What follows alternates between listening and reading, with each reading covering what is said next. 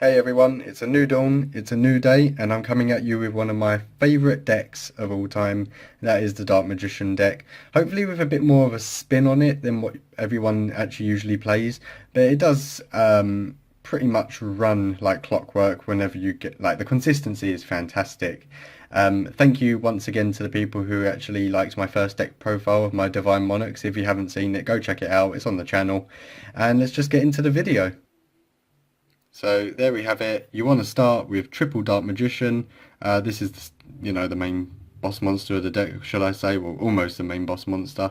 Obviously, you can get him out in multiple different ways, and I'll show you as the deck progresses. I'm actually going to be saying this term a whole lot in this deck, but this is one of the best cards in the deck. Apprentice Illusion Magician, you want to run at 3. Obviously, you can just discard a card, and you can special summon her, and if you've got multiple copies in your hand, obviously you want to keep playing because you've got some XZ plays that you can make with it in this deck because they're rank level 6. And during the battle phase, if you have another spellcaster, you can actually use her quick effect and just send this card to the graveyard, and then the monster gains 2000 attack. I mean, what can go wrong, eh? Here we go again, one of the best cards in the deck. Again, as I've just said, this is triple Magician's Rod, and once you play him straight away, you can just add a spell trap card from your deck to your hand that specifically lists the card Dark Magician in it. Anything but Eye of Timaeus, that means. Unfortunately, Eye of Timaeus cannot be used for some unknown reason. I mean, I don't personally know, but I've never really looked into it. I just know you cannot use Eye of Timaeus. You can also tribute one spellcaster and then add this card back to your hand if it's in your graveyard. I think it's a fantastic card, and you have to play it at 3, I think. I'm open to taking this card out of the deck. I mean, I don't mind. The deck is running at 41 cards. I'll show you the one card that I actually play, which is just funny. It's just a throwaway for me. That's why I have it at 41. I can always take it out. It's just funny. But Magician of Dark Illusion, I'm not too bothered about, but then it does count as another Dark Magician when it's on the field, and if you activate a spell or trap card in your opponent's turn, which is most likely when it comes to Eternal Soul or Magician's Navigation, you can just bring this guy out, and it's, just another monster. Triple Palladium Oracle Mahad. I can't for the life of me think why people don't play this card in their Dark Magician decks. It stops Blue Eyes Chaos Max Dragon with its boost attack. It's ultimately just 6 Dark Magicians running in the deck, maybe more than that. Once he gets destroyed, I mean, you don't always get destroyed by battle or card effect, but if you draw this guy, you can reveal him and special summon it from your hand. It's a free monster, and it also works with like rank 7 XZ's plays, so I really do think people should start playing this card. I'm not too sure why they don't. I guess they want just to add different cards to their decks, but in this engine, I play triple Palladium Oracle Mahad. I only play the one spell Magician of Prophecy. I believe you only do need one. You can always go up to 2. I mean, I don't think that's a problem if you do go up to 2. It just gets you another spellbook card. Definitely playing Gofu in this deck. Obviously, you want your instant decode talker, especially if you get this card at first turn in your hand. You basically got a winner right there, especially with comboing off. I can't even say that word. Comboing off with Decode Talker Dark Magicians in your monster zone, or you could just have a Dark Magician Dragon Knight in your monster zone. Fantastic play. You know what? You can judge me all you want for this one, but I actually play the Kaiju engine in this deck. It works so well. You can tribute anyone's monster. It's a fantastic play. I play the Kaiju engine in this Dark Magician deck. Moving on to our spells, definitely always want to play Dark Magical Circle at 3. It just essentially, takes the top 3 cards of your deck. You can reveal a Dark Magician spell or trap card, and you can just add it to your hand and then just place them in any order. And then if you do get a Dark Magician on the field, which will be 90% of the time in this deck, you won't hardly ever brick. I mean, I never brick in this deck, but then I do have the luck of the draw, and I do have Heart of the Cards on my side. You can just banish someone's monster with the effect of Dark Magical Circle. So I do play the spellbook engine, so you play double spellbook of knowledge, double spellbook of secrets. Um, you could, going reverting back to like your magician's rod plays, you can activate his effect, get your spell and trap, and then because it's only a 1600 attack monster, there's no use for him after that. So you could just play spellbook of knowledge, tribute him, and then you can draw your 2 cards. Or if you haven't got use of them, you can just play spellbook of secrets. You can bring a spellbook magician of prophecy, maybe, or you can just bring another knowledge. And if you've got another, let's say you have a dark magician on the field, tribute him, draw 2 cards, activate eternal soul, and then bring him back. And also with dark magical circle on the field, obviously you've got that big combo play right there. Now, obviously this is a pro card. Most people play them at 2. I will play Allure of Darkness at 1, purely because this is where my luck does not come in, and whenever I draw Allure of Darkness and play it, I get 2 really sucky cards in my deck, and you know what, I just lose my entire hand, so there's no point in playing any more than that. Definitely want to play 2 Eye of Timaeus, even if it's just a throwaway card. I mean, sometimes you can just pull it down on the field, just set it, and then if your opponent destroys it, it's not really a problem. You've got another one, just especially if it's in your hand. Probably do not listen to my advice on that one, but you know what, I like to bluff my way through a game sometimes. Eye of Timaeus is just perfect for the Dark Magician, the Dragon Knight. Okay, next you want to play Dark Magic Attack and Dark Magic Inheritance. I really do not need to explain these cards. They're just, needed in the deck. Last but not least, in our spell zones are Interrupted Kaiju Slumber. Definitely played with the Kaiju engine. Obviously you can destroy monsters on the field, as many as you can, and then you just want to put a Gameciel on your opponent's side of the field, or a dogoran.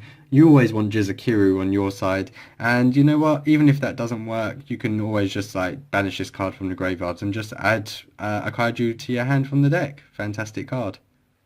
I mean, you've seen plenty of YouTubers showcase this deck.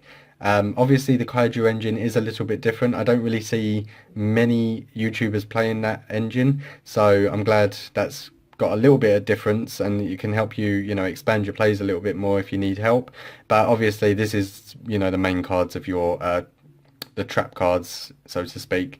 Magician's Navigation and Eternal Soul, all running at triples. Magician's Navigation, you can special summon a Dark Magician from your hand, special summon a level 7 or lower Dark Monster. I personally always just bring Apprentice Illusion Magician out, get a Dark Magician, get that to your hand, Eternal Soul, bring that Dark Magician out too. There you go, you got 3 monsters straight away.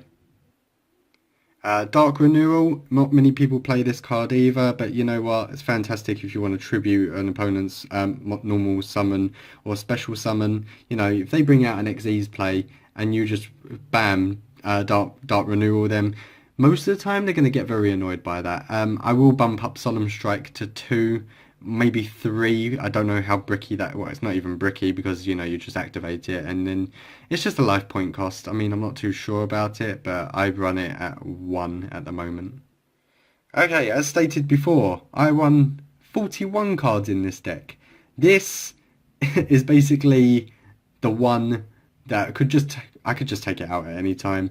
But you know what? Not many people expect battle traps these days, apart from, counter fairies or something.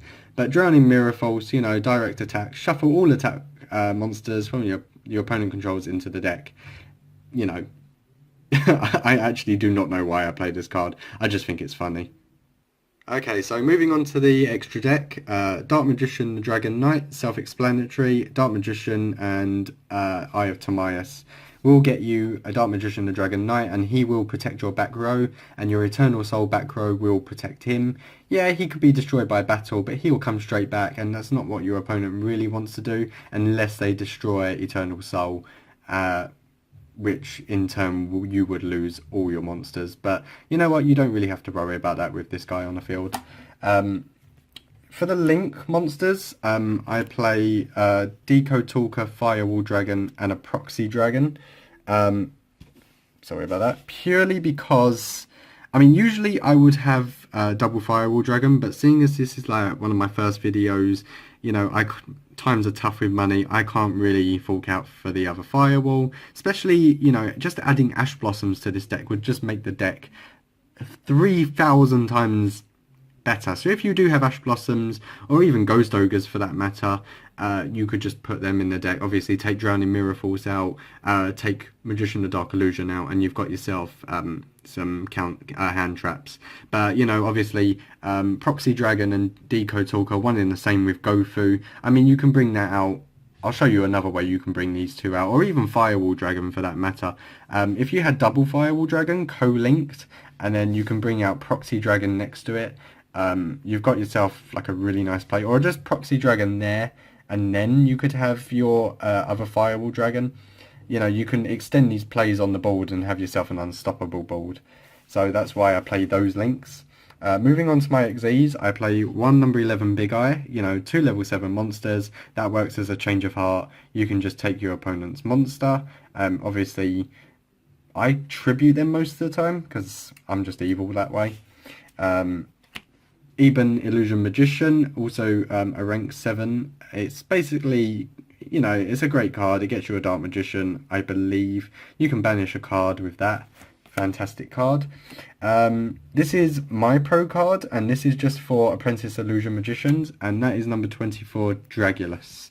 He is a beautiful piece of artwork, 2 level 6 monsters, and he's just very annoying. So you can detach one material from this card, target one face-up monster on the field that was special summoned from the extra deck, change it to face-down defense position.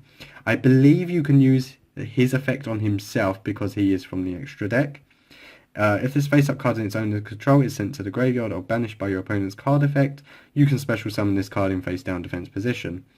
And then you can send one face-up card on the field to the graveyard. Obviously, sending isn't targeting yet, so your opponent can't really do much unless they can negate Dragulas, which is essentially your vampire lord, but he's just been revamped into a vampire. I didn't even tell a funny there. I didn't even mean to say that. Anyway, moving on. Another pro card for me, number 42, Galaxy Tomahawk. It's not just because it's a rank 7 play, you know, 2 Dark Magicians. Its effect. Its effect will bring you a Firewall Dragon. Its effect brings you a Decode Talker. It should you lose your Gofu. It's just your second chance at life, basically. It will you can detach 2 materials because it has a high price, but if you've got 2 Dark Magicians on it and they go to the graveyard, you can always activate Eternal Soul. So you will special summon 5 tokens. Okay, 5. Okay, there's no telling. I mean, you can't attack, right? Well, you can attack, but your opponent doesn't take any battle damage. No problem. But it's, you know, having that coordinated play to have 5 tokens. Use this and, you know, 3 tokens to get yourself a Firewall Dragon, and then Firewall Dragon with the other 2 tokens, you can get a Proxy Dragon just below that co-linked, and then you can extend your plays by co-linking Dark Magicians to the Proxy Dragon, and you're quite protected in that matter. Last but not least, I run a Red Eyes Flare Metal Dragon. I only really play that in emergency plays, or if I've got a comfortable board. You know, anything your opponent activates a card or effect, you inflict 500 damage to them immediately after it resolves.